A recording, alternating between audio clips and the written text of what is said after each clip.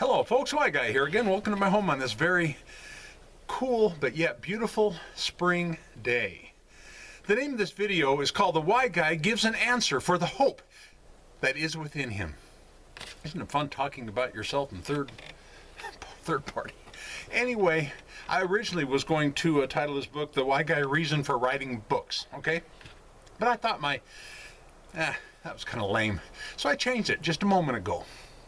Because I have this new friend on Facebook, and I'm sure I'll give him a shout out, and I'm sure I'm going to say his last name incorrectly, but Mark Venable, he private messaged me on Facebook, and he asked, was it hard researching to write your books? Well, you know, there's a number of reasons that I want to do this video. One is to answer his question, and anyone else who happens to have the same thought, you know, the same questioning. But my main reason is to encourage people to give an answer for the hope that is within them. That's the main reason I'm doing this video. You know, when I wrote these 3 books, okay, I'm just going to leave a link to them. That's the only part of the infomercial you're going to get on this video. But in writing these 3 books, I gave an answer in all 3 of them for a hope that is deep within my heart, okay? And that hope is to trust God, to trust in God's love. That's what the hope. That's why the very first title of the title of the very first book is In Defense of God's Love. Because so much Christian propaganda, Christianese, doctrines of men, paganism, so much of that has infiltrated the Christian religion that, frankly, God's love needs to be defended. Not for God's sake, because his shoulders are huge, but for our sake. Okay? So, you know, what I'm about to say here right now in this video, first off, I want to encourage other people to share that hope that's within them. Okay? If it means writing books, writing blogs, doing videos, I encourage you, do it. Do it. I'm here to help you in any way I can. Or be a stumbling block to some. Okay? Not really. That's not what I really want to do. But anyway, I want to encourage you, and I just want to share with you how I went about doing it. And if this encourages you to go forward, push forward, and not be concerned about what other people think. Yes, it affects me, what other people say, and the harsh things that I have to absorb. But you know what? There's so much love out there. Those of you who subscribe to this channel, most of you are the most kind, loving, gracious people I have ever come across. You're the ones that keep me going. Okay? You really are, especially when I get so much grief about some of this stuff. I get so much grief about the hope that is within me. I get so much grief, isn't that ironic? I get so much grief about trusting God. That's so weird if you think about it. Trusting in God's love. That's all I've ever shared. And yet I get so much grief about it. It just blows my mind. So anyway, so what I'm about to say definitely applies to everything that we believe, regardless, whether it be secular or religious. Okay? So writing books about our secular or religious experiences, or writing a blog or doing a video or whatever the case may be, it takes asking the right questions when researching any topic. Now again, this video is about to encourage other people to do kind of what I'm doing. Not necessarily the same topics that I'm doing. Okay, don't mimic me, whatever you do. But I'm just trying to share, just to encourage people. So the most important question that I believe that God asked me one day was, why do you believe what you believe? Now, I heard that as crystal clear into my heart and mind. It wasn't audible this time, okay? But I heard that so crystal clear, I couldn't reject it. I couldn't just blow it off, push it off. Anyway, by that question, it resulted in the birth of The Why Guy. Okay? That's just how it happened. So in this context, when I research ancient history, language, and culture, I instinctively started asking myself, why did those people believe what they believed back in the day? You know, when Scripture was written and things like that. And then I put myself in their shoes the best way that I could, you know, because people are people, folks. That's just common sense. The only thing that changes is time and technology. People are still people, all right? Was it hard doing all this research and stuff like that? Initially, no, not with all the dictionaries from every language on earth that we have available at our fingertips, no. However, since languages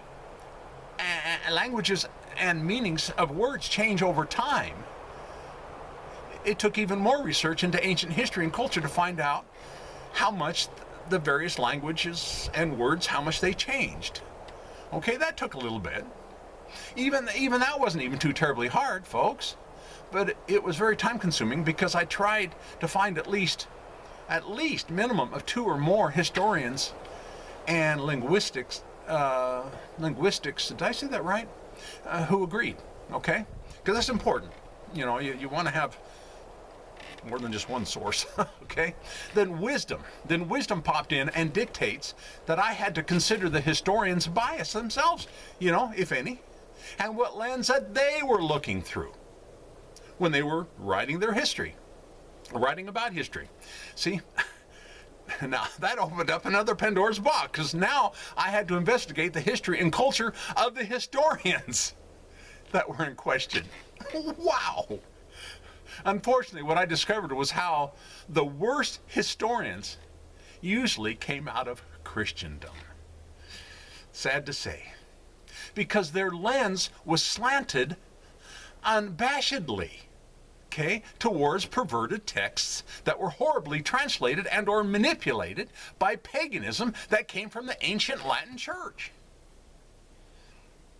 Most historians, Christian historians, that's what they fall back on. It's unfortunate. Whenever I discovered errors in language, it became a snowball effect rolling downhill, and you're going to discover the same thing, because one lie and or perversion in Scripture opened up and exposed even more lies and perversions. It was mind-boggling. Coming close to a close in this video.